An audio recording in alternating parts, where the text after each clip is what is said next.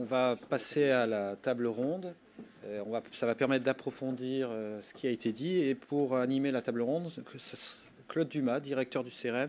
On a deux témoins que vous avez pu voir dans les films qui ne pourront pas être présents. Un pour des raisons professionnelles et l'autre pour des raisons de santé. Donc il s'excuse auprès de vous.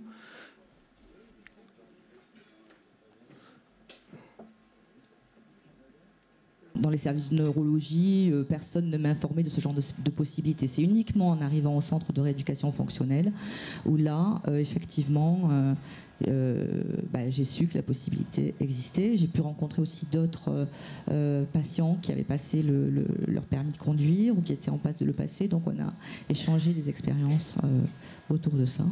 Et j'ai commencé à prendre des leçons de conduite. Et ensuite, j'ai poursuivi à Toulouse. En fait, j'ai pas passé mon permis à Montpellier puisque, entre-temps, j'ai fini mon séjour à Propara. Je suis partie à Toulouse faire continuer mes études. Et là, j'ai trouvé une autre auto-école, donc en plein centre-ville, qui était sans lien avec le centre de rééducation fonctionnelle, mais qui était une auto-école spécialisée, qui m'a permis de continuer à suivre mes cours et de passer mon permis. Voilà, je l'ai passé, je l'ai eu du premier coup parce que je le voulais vraiment. Très bien. Docteur Bunel a une réaction. Complément de ce que vous dites, puisque Propara, c'est un centre de rééducation du réseau qui est à Montpellier. Dans un hôpital de rééducation, il y a beaucoup de gens. Il y a des gens qui sont entrés la veille suite à l'accident. Il y en a d'autres qui vont sortir. Donc il y a un turnover, je dirais, psychosocial très important. Les personnes hospitalisées se parlent entre elles. Et ça diffuse très vite. Et la notion de pouvoir conduire très vite, ou en tout cas avoir des leçons, alors qu'on est encore allongé plus ou moins, il faut juste la station assise, c'est extrêmement performant. D'ailleurs, j'aimerais que M. Streff nous en parle, parce qu'il a été quand même un pilote de Formule 1. Il nous a énormément aidé sur le mini-manche, et je pense que son expérience serait complémentaire. Oui, micro. Oui, merci Monsieur Bunel. C'est grâce à vous que j'ai retrouvé une automobilité aujourd'hui, puisque quand j'étais, juste après mon accident, allongé dans votre hôpital à Carpape, près de Lorient, eh bien, vous êtes venu me voir avec Monsieur Kempf, qui est ici dans la salle, et son papa, et sa sœur aussi, donc Martine, pour me proposer ce que je n'imaginais pas à l'époque. Comme vous le dites, je venais d'avoir mon accident, je ne pouvais rien faire seul. Et j'imaginais encore moins retrouver ma passion de conduire. Et c'est ce que je fais pourtant aujourd'hui tous les jours. Et je tiens à vous remercier. Effectivement, on a imaginé ce système de mini-manche qui maintenant, comme vous l'avez dit tout à l'heure, existe en plusieurs centaines d'exemplaires, avec plusieurs constructeurs et plusieurs centres maintenant grâce à votre réseau Comet qui en France font passer le permis dans les centres de rééducation. Alors malheureusement, pour l'instant, il n'y a pas assez de véhicules disponibles. Il n'y a pas d'auto-écoles qui ont leur propre véhicule. Et le CRM, justement, a son rôle à jouer pour avoir un maillage sur tout le territoire grâce à vous, grâce à Comet, comme je viens de le comprendre ce matin. Et c'est très important. Moi, je confirme, enfin, les deux personnes qui sont sur le plateau en fauteuil l'ont dit par l'intermédiaire de la vidéo, ça donne vraiment une autonomie qui, moi je le ressens quand mon véhicule est en révision par exemple, je peux plus vivre normalement, je peux plus travailler, je suis bloqué chez moi puisque les transports publics sont pas encore accessibles et c'est une des rares choses que je puisse faire seul aussi, comme le disait une autre personne qui n'est pas là mais qu'on a entendu sur une vidéo, il chantait dans son véhicule. Moi quand je me retrouve dans mon véhicule maître de moi-même, c'est très rare parce que dans tous les autres gestes de la vie quotidienne, je suis obligé d'être assisté par une tierce personne. Même Isabelle me tient le micro, Nadji qui est dans la salle m'aide à faire ma toilette, à m'habiller. Donc vraiment, on a un sentiment de liberté, comme on l'a déjà entendu nombreuses fois ce matin, grâce à cette possibilité de reconduire seul et cette nouvelle technologie. Et merci Monsieur Bunel, parce que vous êtes à l'origine d'une part du premier mini-manche, et j'étais le premier à passer le permis, mais aussi du réseau Comet. Merci. Je peux dire quelque chose? Oui, bien sûr. Sans vouloir trop retarder, ça va bientôt faire 30 ans, moi, que je conduis. J'ai passé mon permis à une époque historique. C'est-à-dire que j'ai pas été vu par un médecin. c'est Jean-Daniel Kempf qui, à un moment donné, j'ai été le voir, il a dit, tu peux conduire, je te fais un papier, et c'est passé comme ça. Mais dans quelles conditions? Il y a des gens qui font des signes comme quoi tout ça coûte très cher. Finalement, le permis m'aura coûté à peu près 3 fois le prix de la voiture neuve, dans la mesure où j'ai dû prendre des congés payés pour passer mon permis de conduire à Mulhouse à l'époque. C'était le seul centre qui existait qui acceptait des gens un peu surhandicapés. On va dire, il y a des gens qui venaient de Nouvelle-Zélande passer leur permis à cet endroit-là. Congés payés, hébergés dans un centre de réadaptation. J'ai dû payer mon prix de journée, puisqu'il n'y avait aucune raison que je sois là, mais il y en avait quand même, puisque je pouvais ni me lever ni me coucher seul à l'époque. Et puis après, l'assurance, qui n'était pas la Massif, je vous rassure, assassine bien le truc en vous proposant une assurance tout risque qui fait, pour la première année, pratiquement la moitié du prix du véhicule, quoi. Donc ça, c'était à l'époque, et ça reste encore pour beaucoup de personnes, du fait du manque de compensation sur ces problématiques-là, j'allais dire un problème de riches. On dit souvent que pour vivre bien en étant handicapé, il faut être riche, il faut avoir des moyens. Ou en tout cas une famille qui vous accompagne. Oui, juste Stéphane, je crois, vous voulez intervenir?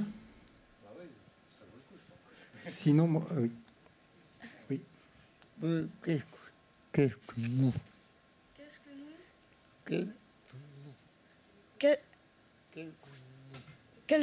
quelques mots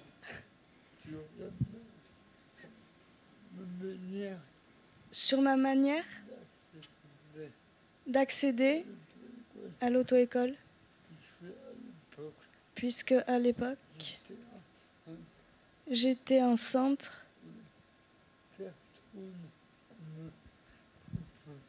personne ne me proposait d'apprendre à conduire, comme si pour mon handicap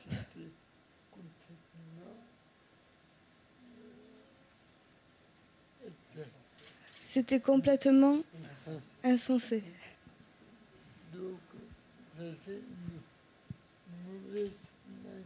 Donc j'avais une mauvaise image des auto-écoles spécialisées et des centres de formation qui d'ailleurs étaient pour moi trop loin. Et puis je ne me voyais pas faire un stage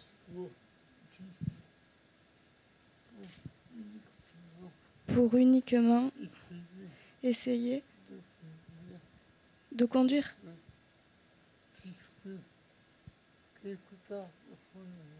Puisque quelque part au fond de moi, de santé, je sentais que j'étais capable. C'est pour ça qu'un jour,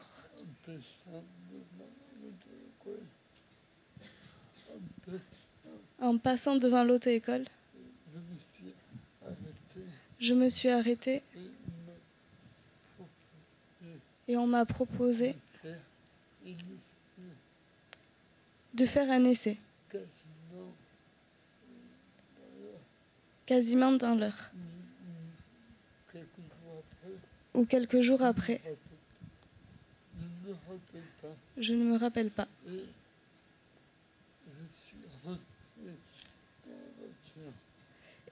Et je suis rentrée dans la voiture qui avait une boule au volant et qui avait une boîte automatique et une télécommande pour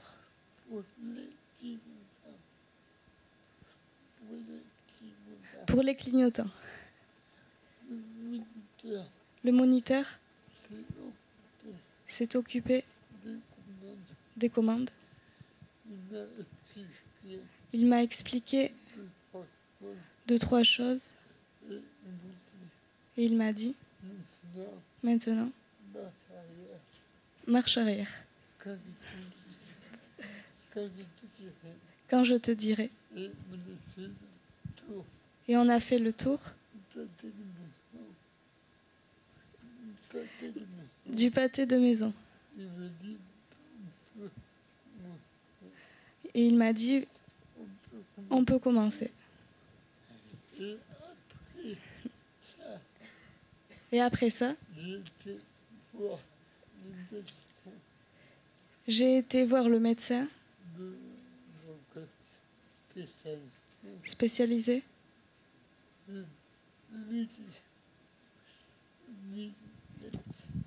Je lui ai dit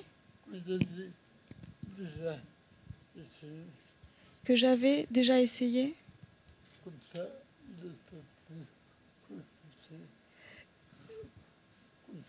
Comme ça, il ne peut plus reculer. Ah. Il ne peut plus refuser.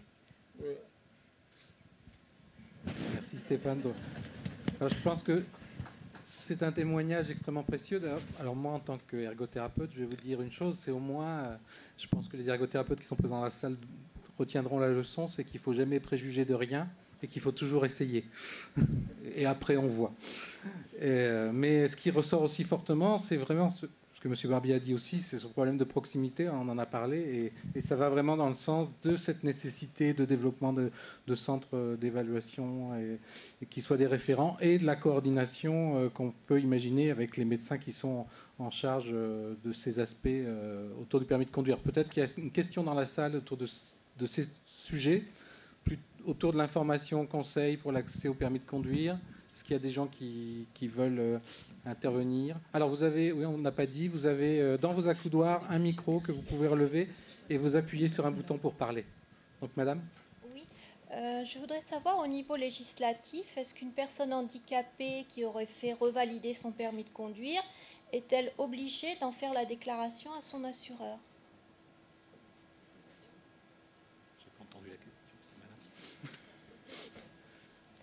Donc moi je suis ergothérapeute dans un centre de rééducation et d'appareillage où on fait des prothèses pour des personnes amputées. Donc des fois l'adaptation n'est pas très importante, ça peut être juste une inversion de pédale sur une boîte automatique. Donc doit-on prévenir son assureur? Alors nous avons des représentants de la Massif dans la salle qui peuvent peut-être répondre à ces questions. Ah oui, j'ai mon micro, mais j'aime me lever. Bonjour, je vais vous répondre pour la Massif par rapport au cas particulier. Aujourd'hui, on n'a aucune demande. On a une personne qui vient s'assurer comme une autre, qu'elle soit en situation de handicap ou pas. Elle a un permis qui est valide et elle a un véhicule qui est adapté pour qu'elle puisse conduire. Donc voilà, on n'a aucune question particulière à lui poser. Le fait de savoir effectivement que son véhicule est adapté, point barre. Il n'y a pas, on vous l'a dit tout à l'heure, il n'y a pas de surcoût, il n'y a pas de surprime. Voilà, c'est juste connaissance du risque et acceptation du risque. Voilà. Là, je vous réponds pour la Massif. Après, je ne peux pas préjuger de ce que font ou pas nos concurrents. Et l'aspect réglementaire, ça, je... Voilà. Si j'ai répondu à votre question. Peut-être ce qui est troublant dans l'intitulé de votre question, c'est le caractère obligé. À partir du moment où le président de la Massif a dit ce matin dans l'ouverture que les aménagements étaient aussi assurés par l'assureur, je pense qu'on a intérêt à déclarer dans la mesure où l'assureur en question il voit les choses comme cela. Le véhicule que nous pouvons avoir étant adapté, il a de fait un prix supérieur, il faut qu'il soit assuré pour ce prix. Parce que le jour où vous avez un problème avec votre véhicule, même mineur, mais qui aura touché vos aménagements, s'ils ne sont pas pris en charge, qu'est-ce que vous allez devenir? Non, c'était simplement, par exemple, si c'est une conduite, simplement une boîte automatique, par exemple. Une boîte automatique, ça s'assure comme une voiture automatique, ça n'a pas de particularisme. Moi, je suis rassuré de savoir que quand je conduis, toute la partie aménagement de mon véhicule est aussi assurée. C'est mieux. Parfois, il y a des personnes qui n'aiment pas.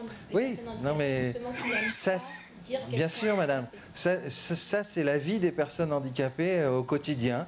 C'est à un moment donné, est-ce qu'on veut être prise en charge, accompagnée, considérée comme tout le monde? Il y a un moment donné, il faut mettre son petit handicap dans sa poche et puis rentrer dans le droit commun qui consiste à dire j'ai une voiture qui fait X milliers d'euros plus Y milliers d'euros d'aménagement, c'est l'ensemble que j'assure. Il n'y a pas de honte là derrière. Non, mais je pense que chacun est libre Ah ben, chacun est libre, bien sûr.